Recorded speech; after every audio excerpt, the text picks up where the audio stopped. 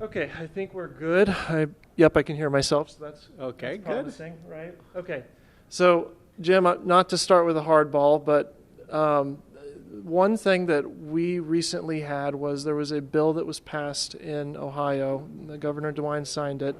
That actually, I think, not only retained but expanded some of the tax incentives that Intel's Ohio plant would receive.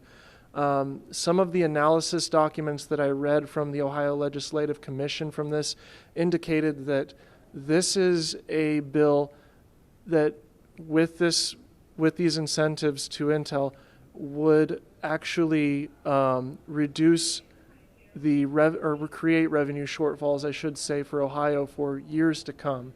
Now, that's looking in the short term. I think that we've kind of gathered from that is that this is a gamble for Intel.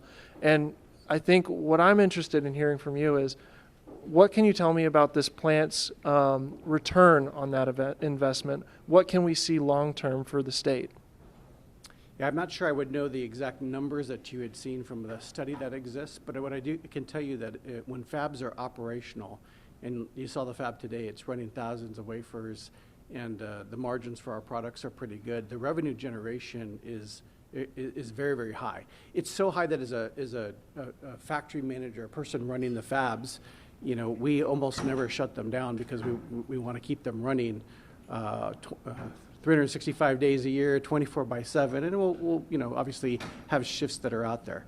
So I haven't seen the revenue projections that you have seen, but for an operating fab that's today, it's quite a moneymaker.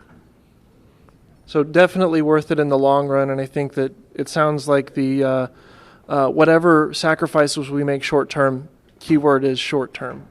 Yeah, the other thing too I would say is that if you look at the overall footprint for what Intel brings into this one, there's the direct jobs that we create, but then there's all the indirect jobs that we create. We showed a picture of how the Chandler and Ocotillo campus had grown and the surrounding areas had grown. And so we think that as we build the 3,000 jobs for the people that we hire, the 7,000 trades, that there's a multiplication effect for everybody else that, all these people will need houses and hotels and restaurants, and our suppliers will bring, their employees as well. So it's a whole ecosystem that we're bringing, and you have to have that big picture and look at this. And I've been here 28 years, so I have that big picture, and I go, wow, it's a great economic incentive that people have to have an Intel, nearby generating all this revenue. Perfect, thank you.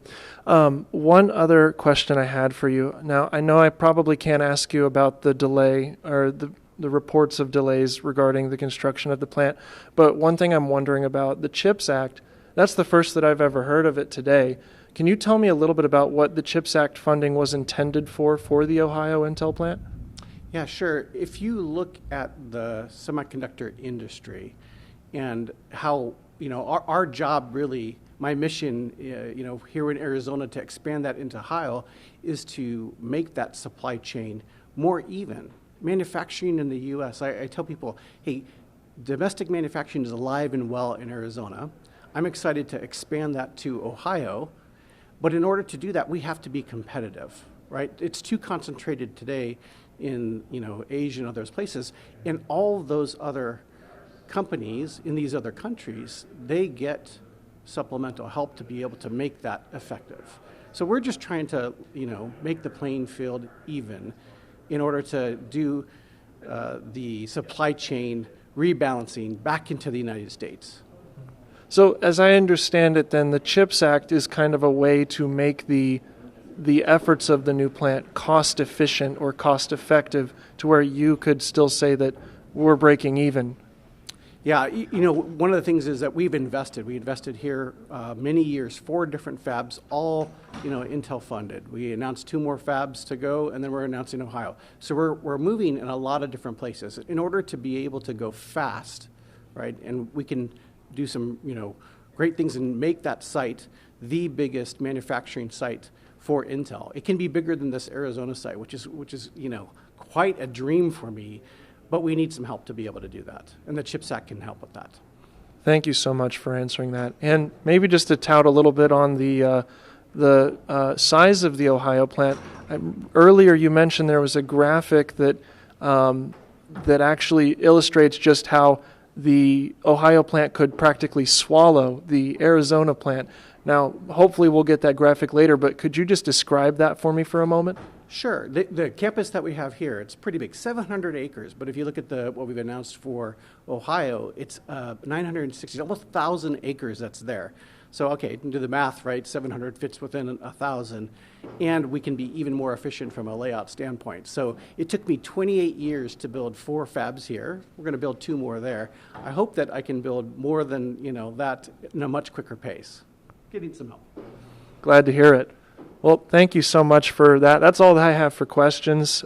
Taylor, if you wanted it, by all means. And then this way, you don't have to worry about my mic flag in your shot now. So, Okay, I'll yeah. put this on, please. Okay. And then you can put this in your pocket. Thank you for being a good sport All about right. that. Thank you. Yeah. See you soon. That's correct.